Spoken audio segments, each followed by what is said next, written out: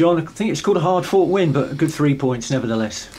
Yeah, exceptionally hard fought. We made it a bit difficult for ourselves. Make no mistake, you know, Fleetwood are a team that like to pass it. They were somewhat direct at times, but with the likes of Jamie Proctor up front, we always knew that he would be a handful, and they caused us a few problems, and we did ride our luck sometimes.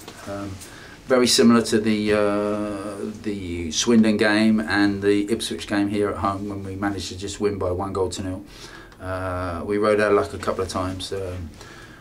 BJ made a brilliant save with his feet in the second half, and we were victims of our own inability at times, or not so much the inability, but decision making. When we had the ball in the last 10 minutes, we just gave it away too easily for my liking. There were times when we could have kept it, and if you do keep the football, you get a chance to have a breather. It's much better than chasing after it, and we were a little bit erratic in that last 10 minutes, but the one thing that, you know, I'm always very proud of is the way that they battle and they fight and they scrap right to the end. You saw Keno and Josh Wright, certainly short of match practice.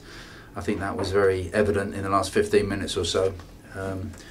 Keno was down on the floor a few times and he kept getting up, and there was one time he went down when he just couldn't get up. I don't think he had anything left, but it was a totally committed performance by the two boys that came in. And obviously great to have Matty Sadler back as well.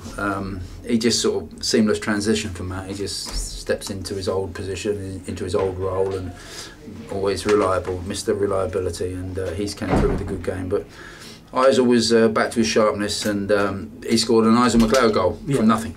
Literally from nothing, and didn't seem to be anything on, but he took it really well, didn't he? He took it exceptionally well, and even to score, because it was an awkward ball that he stepped on, but you know, we always have great faith in him in those kind of situations. He was guilty though of giving the ball away when he didn't need to sometimes, and you know, I'm just trying to encourage our boys, one more pass, just get a breather.